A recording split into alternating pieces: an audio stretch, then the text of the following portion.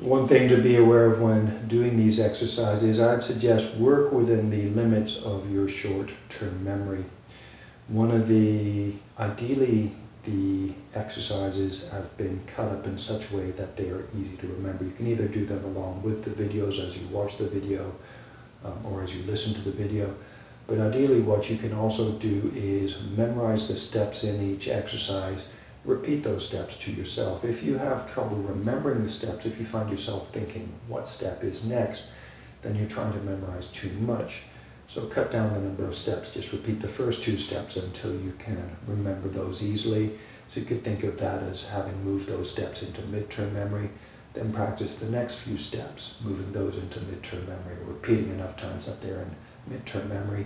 Then from midterm memory, you can practice those short steps together as one amalgamated whole.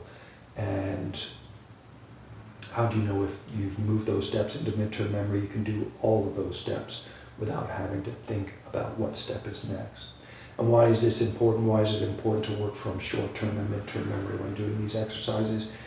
Because if you're not having to think about what step is next, you can focus instead on the exercise itself. So if the exercise that you're doing is some sort of leg raise, then you can focus on feeling the changes in sensation as you lift the leg. You can focus on feeling the changes of sensation when you feel your skin touch the floor and when you subsequently relax those muscles that you were using to lift the leg.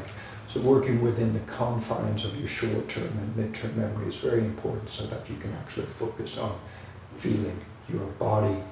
And then ideally what happens is when you practice from mid-term memory, you're actually moving that information that you stored in mid-term memory, you're moving that into long-term memory when you practice. And that means you can withdraw or extract that information again at a later date.